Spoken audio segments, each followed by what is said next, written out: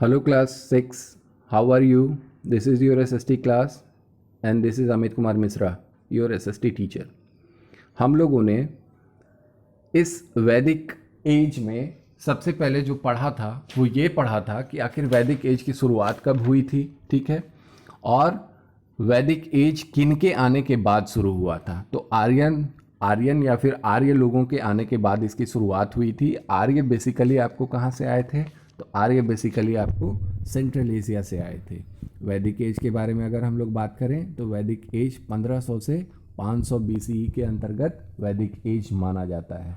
वैदिक एज को भी दो भागों में डिवाइड किया गया था, अर्ली वैदिक एज और लेटर वैदिक एज। अब अगर हम लोग बात करें तो वैदिक एज में जो साहित्य है ना, साहित्य थे वो कौन कौन से थे जिसकी मदद से हम लोग वैदिक एज के बारे में जान पाते हैं? तो वो 4 वेद के अलावा पुराणास, ब्राह्मणास, अरण्यक, उपनिषद और तो और 2 महाकाव्य रामायण और महाभारत थे जिनकी मदद से हम वैदिक एज के बारे में जान पाते हैं, है ना। वेद के बारे में हम लोगों ने कल पढ़ा था कि 4 मुख्य वेद हैं, ऋग्वेद, सामवेद, यजुर्वेद, अथर्ववेद, है ना।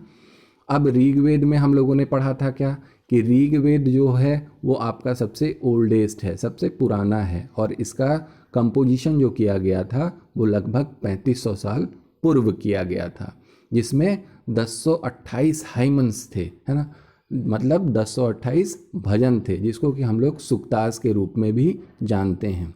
और इन हाइमन्स का जो निर्माण हुआ था, इन भजनों का जो निर्माण हुआ था वो किस लिए हुआ था? तो वो इसलिए हुआ था ताकि जो देवी देवताएं हैं, है ना, उनकी प्रशंसा में, है ना, हम लोग भजन गा सकें जिससे कि देवी देवता प्रसन्न हो सकें।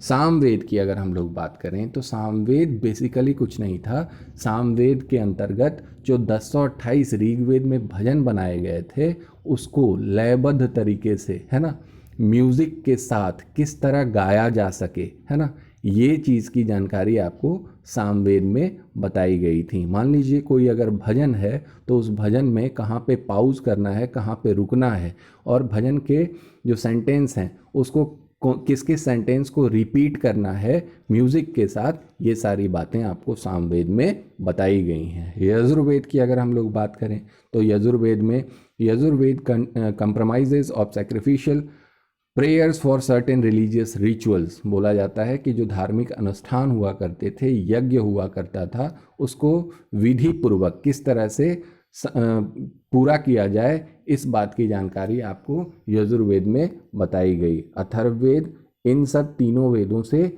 अलग बताया जाता है कि अथर्ववेद बेसिकली उन 3 जो वेद हैं उनसे अलग वेद है, जिसमें कि आपको चार्म्स, इनकांटेशंस एंड मैजिकल स्पेल्स के बारे में बताया गया है, जिसमें आकर्षण, किस तरह से किसी को आकर्षित किया जाए, जादू, टोना, टुटका, इन सब चीज़ों के बारे में इसमें अथर्ववेद में जानकारी दी गई थी।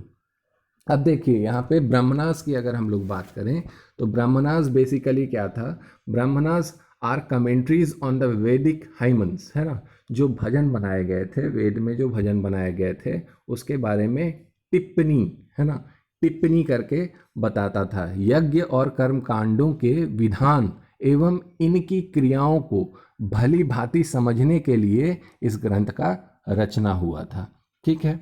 अब देखिए यहाँ पे अरण्यक और उपनिषद के बारे में बताया गया है कि ये आध्यात्मिक, है ना, व्याख्यान किया करते थे। किस चीज़ के बारे में? वेद के बारे में, है ना।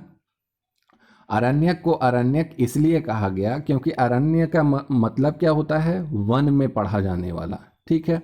और अरण्यक और उपनिषद में आपको रहस्यात्मक विषयों पर चर्चा की गई है, रहस्यात्मक विषयों के बारे में बताया गया है, जैसे आत्मा, मृत्यु, जीवन आदि, इन सभी चीज़ों का वर्णन आपको अरण्यक और उपनिषद में मिलता है, ठीक है। साथ ही साथ इसको वेदांत भी बोला जाता है, वेदों का अंत, है ना।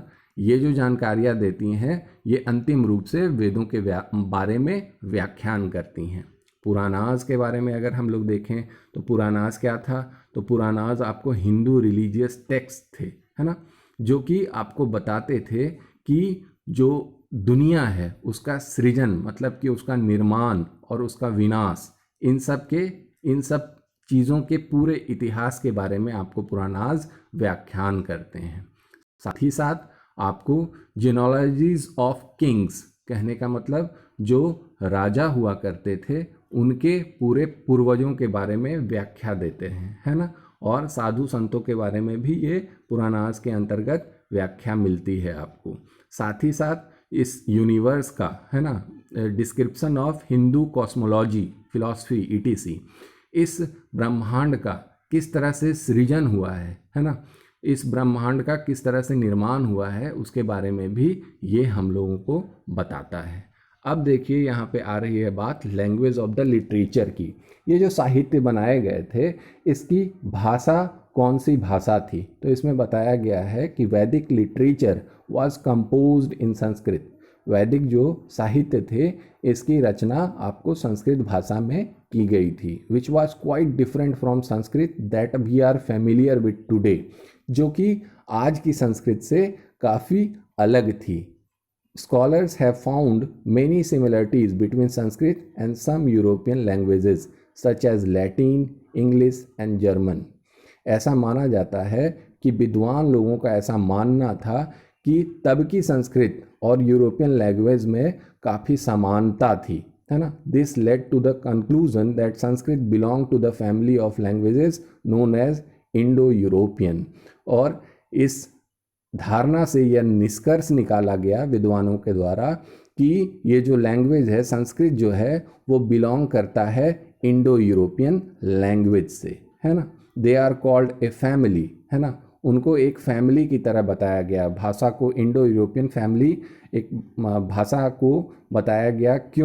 क्योंकि इनमें काफ़ी जो ओरिजिनल वर्ड्स थे संस्कृत में और उन सभी भाषाओं में, जैसे लैटिन में हो गया, है ना, इंग्लिश में हो गया, जर्मन में हो गया, इन सभी में जो ओरिजिनल भाषा थी वो काफ़ी मिलती जुलती थी। यहाँ पे एग्जाम्पल के तौर पे भी आपको बताया गया कि जिस तरह से इंग्लिश में मदर बोला जाता है, संस्कृत में मातृ बोला जाता है, हिंदी में माँ बोला जाता है, लैटिन में मैटर बोला जाता है और पर्शियन में मादर बोला जाता है ना।